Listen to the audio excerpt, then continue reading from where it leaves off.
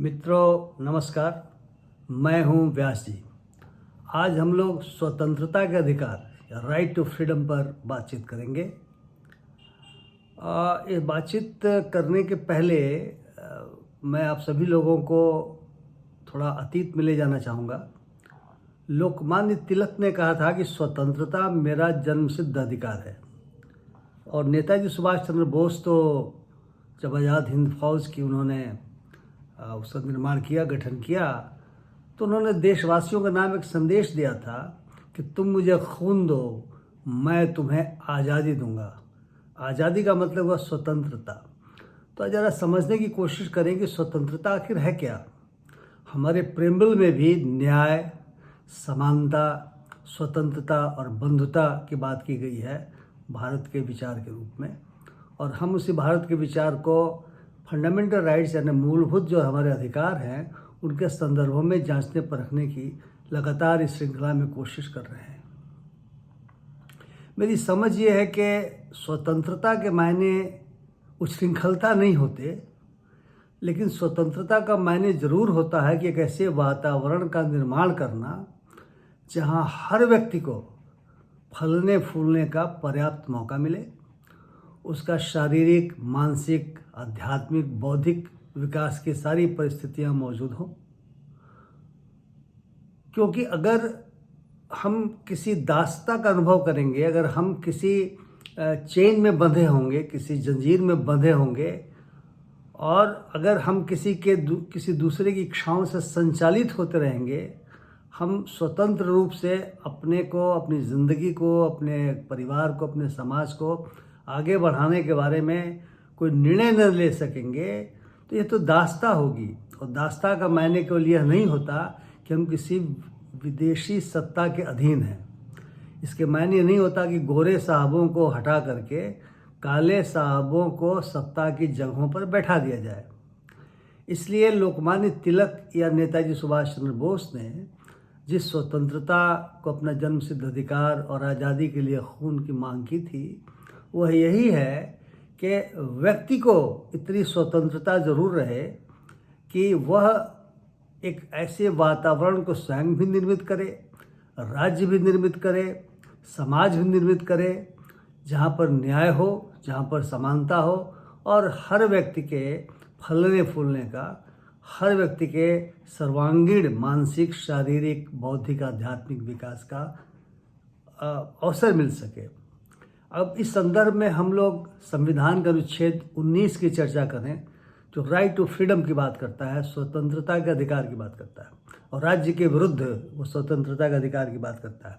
आज हम उसमें से केवल सब क्लास 1A को लेंगे, जो right to freedom of speech and expression की बात करता है।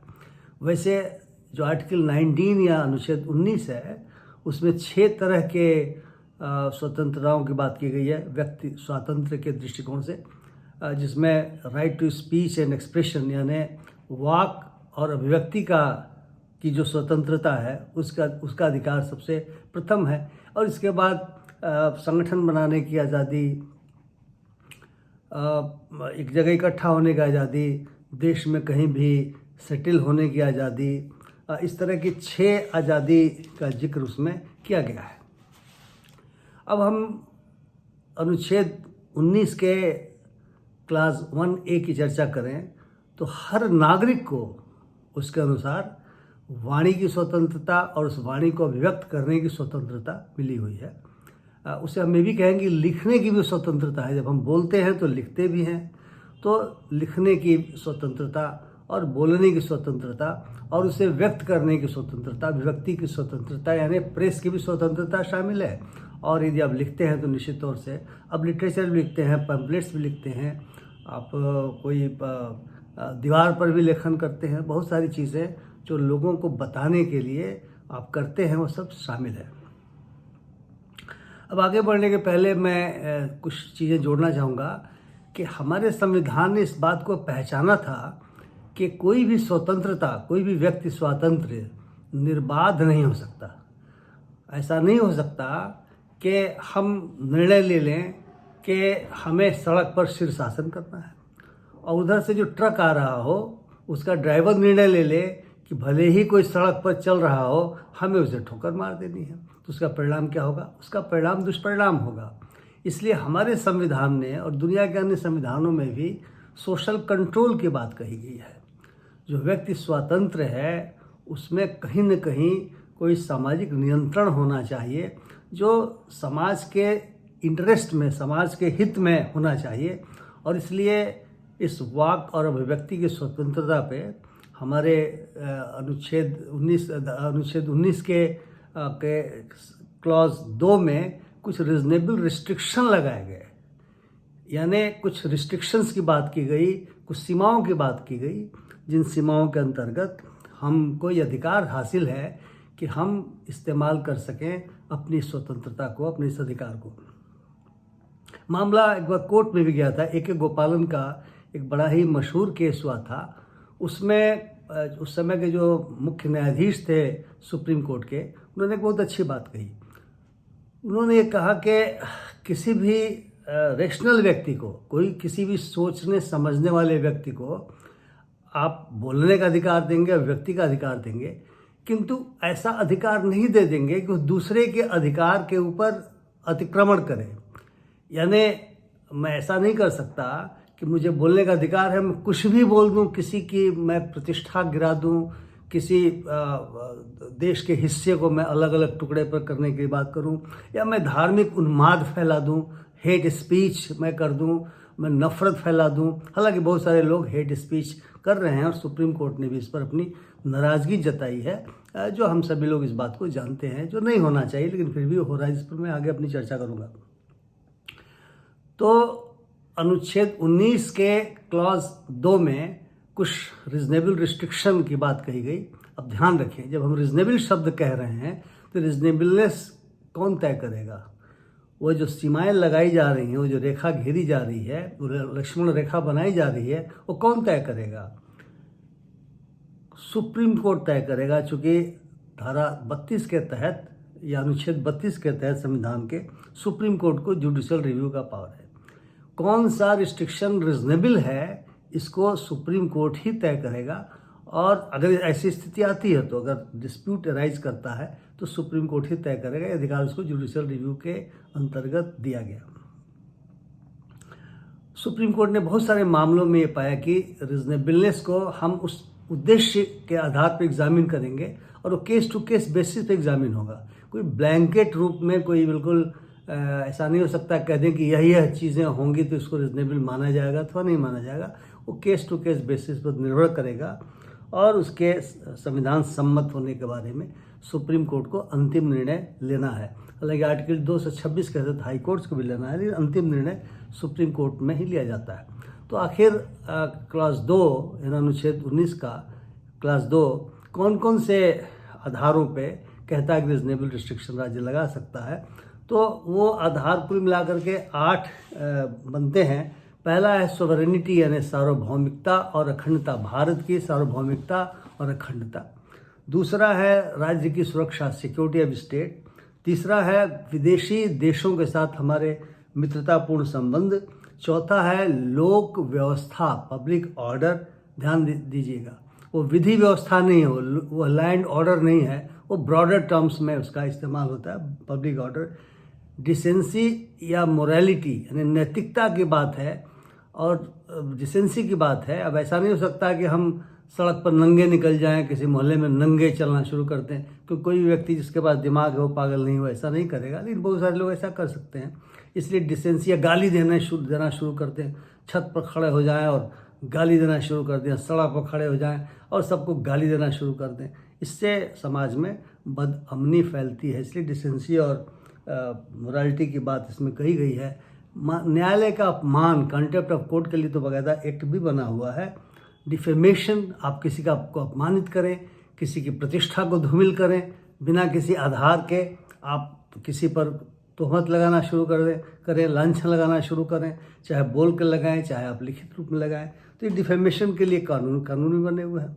तो और अगला है, सबसे लास्ट में 8वां है इंसाइटमेंट टू एन ऑफेंस, लोगों को किसी अपराध करने के लिए प्रेरित करना। जो हेट स्पीच की मैंने चर्चा की, जिसमें सुप्रीम कोर्ट ने भी अपनी चिंता व्यक्त की, कई लोगों ने, जिसमें कुछ ऐसे लोग भी शामिल हैं जिनसे हम ऐसी आशा नहीं करते, वे एक संप्रदाय विशेष के लोगों के विरुद्ध विश्ववमन करते पाए जाते, जहर फैलाते पाए जाते। और ऐसा भी देखा गया कि उनमें से कुछ लोगों के विरुद्ध तो पुलिस ने कार्रवाई भी नहीं की, जबकि कार्रवाई करना चाहिए। और सुप्रीम कोर्ट तक में मामला चला गया और सुप्रीम कोर्ट के डांटने फटकारने के बाद कुछ कार्रवाई हुई है और अभी तक मुकदमे चल रहे हैं। तो ये इंसाइटमेंट टू ऑफेंस बहुत ही भयानक ढंग से हमारे सामने आ रहा है। इस पर हम आगे भी थोड़ी चर्चा करेंगे। मित्रों, इस अधिकार की व्याख्या करते समय सुप्रीम कोर्ट ने बहुत सारे केसेस में इसको काफ़ी व्यापक बनाने की कोशिश की है।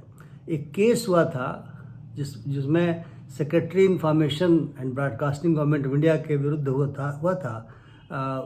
बंगाल का जो क्रिकेट एसोसिएशन है उसने किया हुआ था, और उसमें सुप्रीम कोर्ट का जजमेंट ये आया कि जो सरकारी मीडिया है वो सरकारी मीडिया किसी की मोनोपोली नहीं है, उस पर एकाधिकार नहीं हो सकता, राज्य का एकाधिकार उस पर नहीं हो सकता। उसका उपयोग जो भी उसके टर्म्स कंडीशंस हैं दे करके पब्लिक इंटरेस्ट में, लोकहित में दूसरे लोग भी कर सकते हैं। आपको याद होगा कि एक 1993, चूँकि ये जो फैसला हुआ है 1995 में हुआ है, तो उसके जस्ट पहले एक टेस्ट मैच हो रहा था अंतर्राष्ट्रीय स्तर का, और उस टेस्ट मैच में जो क्रिकेट एसोसिएशन ऑफ बंगाल था वो चाहता था कि उसको देश में कवर करे हमारा दूरदर्शन, और विदेशों में TWI करके कोई संस्था है, उसको ट्रांस वर्ल्ड इंटरनेशनल नाम है, उसको अधिकार देना चाहते थे। वो चाहते थे फीड जो है वो दूरदर्शन के द्वारा किया जाए। दूरदर्शन इस पर अड़ गया, उसने कहा इस करेंगे तो दुनिया भर में हम ही करेंगे। ये मामला अंत में सुप्रीम कोर्ट पहुंचा, और फिर सुप्रीम कोर्ट ने इस बहुत साफ शब्दों में कहा कि ऐसा नहीं हो सकता कि आपकी मोनोपोली है, आपकी जो टर्म्स कंडीशंस है, जो फीस आपका है वो फीस लीजिए, जितना वो लोग फीस देंगे उसके आधार पे आपको कवरेज करना है, क्योंकि लोकहित का मामला है कि लोग क्रिकेट सुने। तो एक बहुत ही ऐतिहासिक यह केस हुआ था। यहीं पे मैं कहना चाहूँगा कि जब जब हमारे पास बोलने का अधिकार है, अभिव्यक्ति का अधिकार है, तो ये अधिकार के साथ जुड़ा हुआ है कि हमें जानने का अधिकार होना चाहिए, राइट टू नो। अगर हम जानेंगे नहीं चीज़ों को, अगर समाज में क्या घटित हो रहा है, सरकारें क्या कर रही हैं, अगर हम नहीं जान पाएंगे, समझ नहीं पाएंगे, तो निश्चित तौर से हम क्या कहेंगे। इसको कहा जा सकता है कि जो इन्फॉर्म डिस्कोर्स समाज में होना चाहिए, जो जानकारी के आधार पे जो आपस में बहस बातचीत होनी चाहिए, वह संभव नहीं हो सकेगा। आप सभी लोगों को इस बात का इल्म है कि एक राइट टू इन्फॉर्मेशन एक्ट यहाँ पे बना, और 2005 में राइट टू इन्फॉर्मेशन यानी सूचना का अधिकार बना, जिसमें आप सरकार से सूचना मांग सकते हैं। लेकिन बहुत सारी ऐसी सूचनाएं होती हैं जो सूचनाएं उस अधिनियम के अंतर्गत ही सरकार देने के लिए, या जो सरकार, जब मैं कह रहा हूं तो सरकार की जो एजेंसीज हैं जिनसे आप मांगते हैं, देने के लिए बाध्य नहीं है, उसकी भी कुछ लिमिटेशंस हैं, लेकिन अधिकांश सूचनाएं उनको देनी है। और ये इसलिए किया गया ताकि सरकारी कामकाज में पारदर्शिता बनी रहे।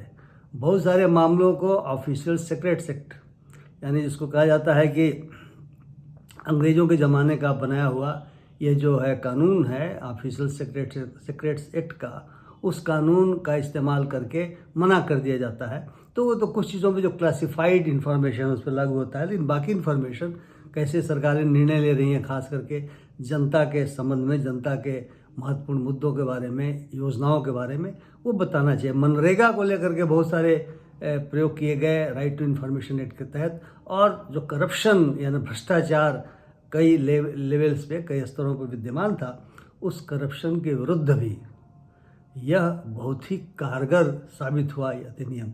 तो जब हम चीज़ों को जानेंगे तो सही ढंग से व्यक्त करेंगे, वरना हवा में बात करेंगे तो हवा में बात करने का कोई मतलब नहीं है, उसका कोई अधिकार क्या है। जब हम चीज़ों को नहीं जानेंगे तब हम क्या बोल पाएंगे। इसलिए ये राइट टू नो इसमें जुड़ा हुआ है। अब एक बहुत महत्वपूर्ण चीज़ होता है राइट टू प्रेस। अगर व्यक्ति बोलता है तो चीज़ें अखबारों में भी आती हैं, अखबारों के माध्यम से जनता को शिक्षित भी किया जाता है। आप जानते हैं कि एक बहुत मशहूर कहावत कही गई जाती है कि जब तोप मुकाबिल हो तो अखबार निकालो। यानी अखबार के बारे में या मीडिया के बारे में ये माना जाता है कि जनता को शिक्षित करते हैं, वो जनता को इन्फॉर्म डिस्कोर्स की दिशा में ले जाने के लिए मदद करते हैं।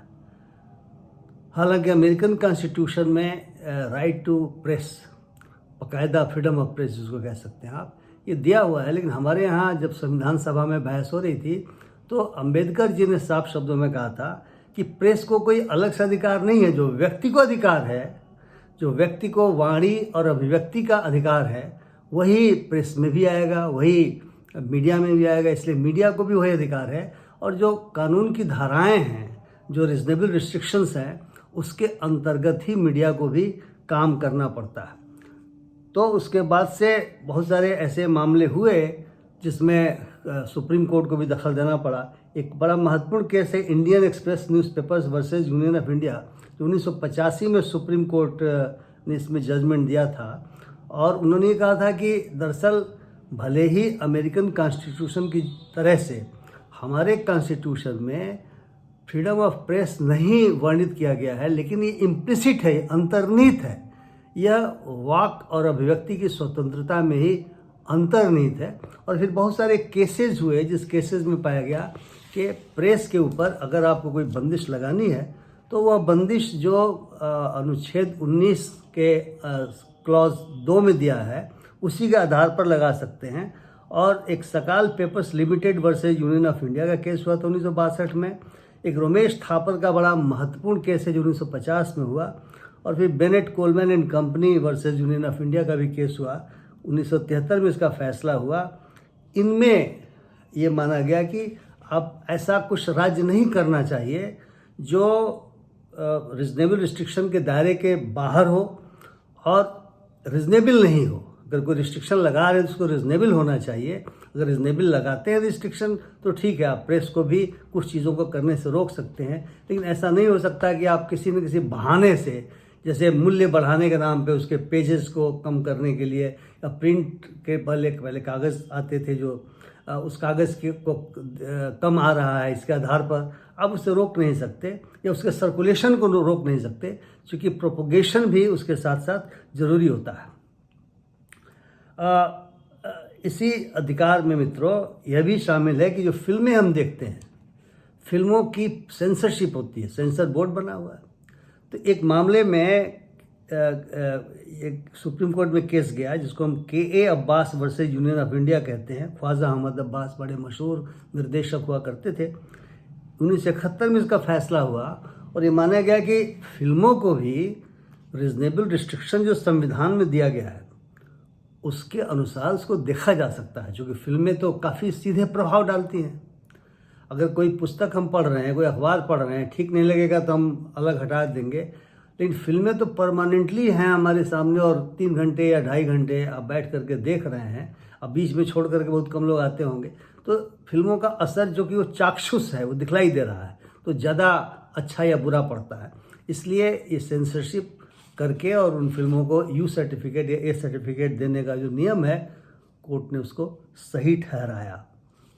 अब आप जानते हैं कि बहुत सारे स्ट्राइक्स हो जाते हैं। स्ट्राइक्स को कोर्ट ने बहुत सारे केसेस में कहा कि स्ट्राइक का मतलब होता है कि अब दूसरे के अधिकारों का हनन कर रहे हैं, तो आप दूसरों के अधिकारों का हनन करें, उचित नहीं है। इसलिए स्ट्राइक को, हालांकि आप इंडस्ट्रियल डिस्प्यूट्स एक्ट है जो औद्योगिक मजदूरों में, औद्योगिक क्षेत्रों में लागू होता है, उसके तहत किसी स्ट्राइक को अनलॉफुल घोषित भी किया जा सकता है, और स्ट्राइक कई बार लॉफुल भी होते हैं। तो स्ट्राइक्स के बारे में भी कोर्ट के फैसले आए। निर्भर करता है कि किस तरह की स्ट्राइक हो रही है, उससे लोगों के अधिकारों का किस प्रकार से हनन हो रहा है। इसलिए नोटिस दे करके लोग, आईडी एक्ट में प्रावधान है कि आप 14 दिन की नोटिस देंगे और आप अपनी डिमांड बताएंगे, उसके आधार पर आप स्ट्राइक में जा सकते हैं। ये जो प्रदर्शन बहुत सारे होते हैं उनके बारे में भी है कि आप बिना हथियार लिए हुए और शांतिपूर्ण ढंग से प्रदर्शन कर सकते हैं। एक बिमल गुरुंग का बड़ा मशहूर केस सुप्रीम कोर्ट में पहुंचा था। बिमल गुरुंग दार्जिलिंग के एक नेता हैं। ये 2018 में उसका फैसला हुआ और यही कहा गया कि आप पब्लिक डिमॉन्स्ट्रेशन कर सकते हैं, किंतु ऐसा नहीं हो सकता कि आप लोगों का रास्ता बिल्कुल आने जाने का बंद कर दें। अब जैसे बहुत सारे हम लोगों ने देखे हैं कि पर्व त्योहारों में भी लोग पूरी सड़क घेर करके चलते हैं, और उसको पुलिस भी रेगुलेट नहीं करती। ये इस तरह के अधिकारों का दुरुपयोग है, इस तरह के अधिकारों का उल्लंघन भी है और किया जाना चाहिए। अंतिम बात मैं इसमें ज़रूर कहना चाहूँगा, जिस समय हमारा संविधान बन रहा था उस समय हम प्रेस की बात करते थे, यानी अखबारों की बात करते थे। अब इलेक्ट्रॉनिक मीडिया आ गया है, चैनल्स आ गए हैं, सोशल मीडिया का ज़माना आ गया है और ये देखा जा रहा है कि फेक न्यूज़, नफ़रत फैलाने वाली खबरें, हिंदू मुसलमान, भारत पाकिस्तान और न जाने क्या क्या क्या क्या कूड़ा करकट कई सारे लोग उसमें भरते रहते हैं। अच्छी बातें भी आती हैं, ऐसा नहीं कि बिल्कुल खराबी बातें आती हैं, लेकिन ऐसा देखा गया है कि इलेक्ट्रॉनिक चैनल्स का एक बड़ा हिस्सा देश में गोदी मीडिया के नाम से जाना जा रहा है, जो ऐसा प्रतीत होता है कि वह फेक न्यूज़ के रूप में चीज़ों को बहुत आगे बढ़ाना चाहता है या वो सरकार के पक्ष में ही काम करता है। मैं ये नहीं कह रहा हूँ कि उसको सरकार के विपक्ष में ही काम करना चाहिए, हालांकि मैंने ज़रूर कहा कि जब तोप मुकाबिल हो तो अखबार निकालो, ये कहावत है। लेकिन हम सबसे ऐसी उम्मीद नहीं कर सकते कि वो इतने महत्वपूर्ण चीज़ को समझेंगे। हालांकि प्रेस, हालांकि मीडिया प्रजातंत्र का चौथा खंभा है, लेकिन इस देश में एक बड़ा मीडिया का सेक्शन ऐसा है जिसको माना जाता है कि वो पूरी तरह से सरकार पक्षी रूप में काम करता है, जनता के पक्ष में काम नहीं करता और वो जनता पर ही सवाल उठाता है, या सरकार के पक्ष में जो लोग नहीं होते उन्हीं पर वो सवाल उठाता है। ऐसा होना उचित नहीं है, क्योंकि तब नागरिकों को समझ में ये बातें नहीं आ सकेंगी कि सच क्या है और झूठ क्या है। सोशल मीडिया में भी कई पार्टियों का IT सेल है और IT सेल में ऐसी चीज़ें आती हैं कि आप सच और झूठ का फैसला करना बड़ा मुश्किल आपके लिए हो जाता है और समाज में नफरत फैल रही है, समाज बंट भी रहा है और सत्य क्या है असत्य क्या है इसके बीच में बहुत कठिनाई होती है। मैं केवल यहाँ ये कहना चाहूँगा, जैसे मैं तो बहुत सारा चैनल नहीं देखता क्योंकि मुझे लगता है कि वो प्रदूषण फैला रहा है, वो नफरत फैला रहा है, वो अच्छी बातें सच्ची बातें नहीं कह रहा है। ये नागरिकों का दायित्व हो जाता है, हम सभी का दायित्व हो जाता है कि यदि हमें मीडिया के माध्यम से, यदि हमें सोशल मीडिया के माध्यम से कुछ भी चीज़ें मिलती हैं, कुछ भी खबरें आती हैं, हम अपने विवेक से निर्णय लें कि क्या ये सही है या गलत है। और यदि हमारा विवेक कहता है कि यह गलत है तो हम उसे परिचारित न करें, क्योंकि परिचारित करके हम दूसरों का भी दिमाग ख़राब करना चाहते हैं। अच्छी चीज़ हो, उससे ज्ञान बढ़ता हो, समाज में उन्नति होती हो, हार्मनी होती हो, शांति फैलती हो, तो निश्चित तौर से उसको परिचारित करना चाहिए। मीडिया को रेगुलेट करने के बारे में सेल्फ रेगुलेशंस की भी चर्चा होती है, लेकिन ऐसा दिखाई नहीं पड़ता। इसलिए मैंने आपसे ये आग्रह किया कि जो कुछ भी हमारे सामने परोसा जाए न्यूज़ के रूप में, खबर के रूप में, हम अब आंख मूंद करके उस पर विश्वास न करें, क्योंकि बड़ी तेज़ी के साथ समाज में कई तरह की विकृतियाँ, कई तरह की बातें आ रही हैं और ये हम नागरिकों का दायित्व हो जाता है कि हम उसको, जैसे हंस नीर और क्षीर के बीच में फ़र्क करता है, हम अच्छी और बुरी चीज़ों के बीच में फ़र्क करें, जैसा हम जीवन में करते भी हैं। इन्हीं शब्दों के साथ मैं एक अपील करना चाहूँगा कि यदि आपको मेरा प्रोग्राम कार्यक्रम अच्छा लगता हो तो, और अभी तक यदि आपने मेरे चैनल को सब्सक्राइब नहीं किया हो तो कृपया सब्सक्राइब करें और देखें ज़रूर, क्योंकि मैं कोशिश करता हूँ जन उपयोगी चीज़ों पर अपनी बातें कहूँ। और यदि आपकी टिप्पणी भी हमें अच्छी या बुरी, जो भी आपकी टिप्पणी हो, जो भी आपकी प्रतिक्रिया हो, मिले तो हमें कार्यक्रम को बेहतर बनाने में सुविधा होगी। इन्हीं शब्दों के साथ आप सभी लोगों को एक बार पुनः धन्यवाद, नमस्कार।